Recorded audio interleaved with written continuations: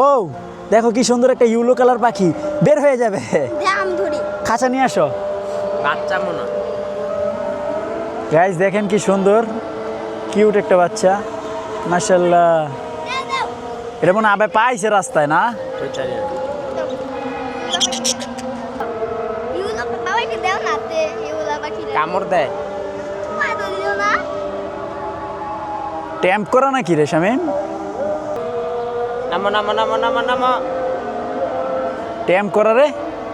দাও আমার কাছে একটু আসো দাও। আসো আসো আসো আমার কাছে আসো। একটু দাও আমার কাছে একটু দাও ইউলা তা পাখি শামিম, জাতি তোমার আরেকটা গান শুনতে চায়। না সে মুডে নাই। শিট ম্যান গাইস, আমার আবার গান সবসময় আয় না, বুক থাকা লাগে। তাহলে একটা ড্যান্স হয়ে যাক। আমি কই মুডে নাই, কই গান গাইতাম, কই ড্যান্স করতাম। তো গাইস ওর মুড নাই, কারণ আছে সাফা নাই, তো সাফা চলে গেছে নানুর বাসায়। দেশ তো যাই হোক গাইস, আমাদের একটা পাখি চলে আসছে।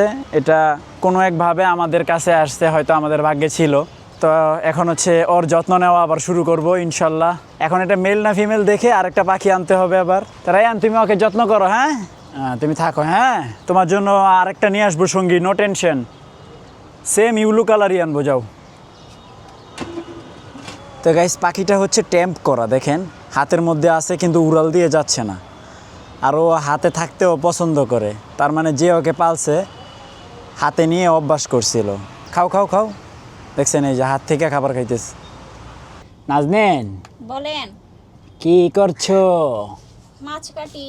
নাজনীন ভয় পায়। সত্যি শিং মাছটাকে অনেক ভয় পাই, কারণ ও না কাটা ফুটায় দেয়, আর এটা হচ্ছে জেতা, আবার মরা হইতো। উনি আছে না, আসলে কোনো কাজ করে না। হ্যাঁ। যখন আমার কাজ শেষ হয় তখন আসে। তো আজকে ভাবছে হয়তো কাজ শেষ, এর জন্য আসছে।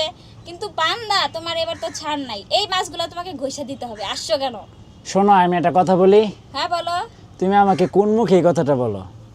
কি ঘষে দেওয়ার কথা? হ্যাঁ, তা কেন? কারণ 50টা কমেন্ট কেউ করে নাই তো।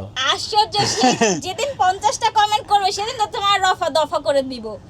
সকালে ঘুমের থেকে ওঠার পর থেকে, বিছানা গুছানো থেকে, ওটা 24 আওয়ার্স রাত অবধি যত কাজ আছে সব সব সে করতে ইয়েস হবে। নাজনীন, তাই তো? আজ না হোক কাল তো ইনশাল্লাহ হবে, একদিন না একদিন হবেই তো, সেদিন তোমার দফা রফা। ওটা টেম্পার শেষ। জি না হবে না, হ্যাঁ, হবে না, মাছ ঘষতে হবে। এই মাছ আমি কষতাম না ভাই। আপনি পারবেন। আমি পারবো, ওই যে পারেন এমন কোনো কাজ আমি আছে? পারবো ওই যে গ্রাইন্ডিং মেশিন দিয়া, গ্রাইন্ডিং মেশিন দিয়ে আর মাছ ঘষে কিভাবে? ওই যে মেশিন চালায় আর উপরে ডলমু। না, আমার মাছ টুকুর হয়ে যাবে। আজকের লাঞ্চে আছে হচ্ছে এটা, এই মাছের নামটা নিয়ে আমি খুবই দ্বিধাদ্বন্দ্বে থাকি। যাই হোক এটা একটা মাছ, আর হচ্ছে ডাল, আর হচ্ছে আলু দিয়ে কি মাছ রান্না করছে ওটা? কই মাছ? কই মাছ রান্না করছে, দেখি তো তরকারিটা না, একটু। দেখা লাগবে না। গাইস আজকে ওটা দেখাবে না, কারণ আছে ওটা চেহারাটা না, চেহারার জন্য কি এই দেখেন কড়াই সহ দেখায়। এক বস্তা খাড়াই রাইন্দা থিয়ে দিছে। হ্যাঁ, এই খাটাইটা কে খাবে জানেন? কে খাবে? আমার হাজবেন্ড, মানে মোর স্বামী। তো যাই হোক গাইস লাঞ্চ করি। তো গাইস আমরা হচ্ছে সবগুলো খাবারের বাটি আর পানির বাটি একবার সুন্দর করে ধুইলাম মাত্র। তো এগুলো হচ্ছে প্রত্যেক দিনই এতগুলো বাটি আমাদের ধুইতে হয়, দিনে 2 বার।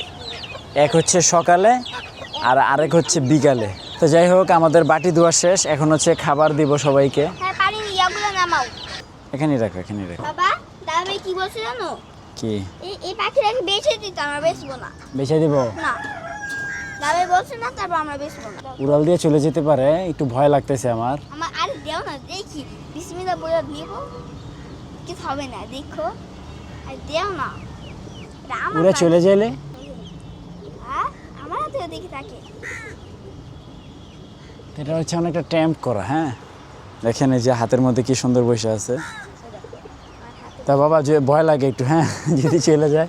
তো গাইস দেখছেন কি সুন্দর বসে থাকে, দেখি দেখি রায়ান, হ্যাঁ, আহা এই যে কাঁধেও বসে থাকে, দেখছেন? বাবা সাইকেলে বসে থাকতে পারবে? রায়ান বাবা দেখি তো আবার সাইকেলে বসে থাকতে পারে নাকি? না না না থাকবে না। কেন? আসো আসো পাখি, আসো আসো আসো আসো।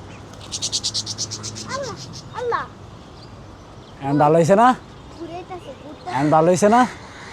এখন কাকর পিছে যাইবে, দেখছ এটা কি এ রে চিলে নিয়ে গেল গা। আল্লাহ তোমার বসলাম কাঁদে দিতে, তুমি কাঁদে দিলা। আমি তো তোমাকে বলছিলামই তুমি নিও না নিও না। বলছিলাম,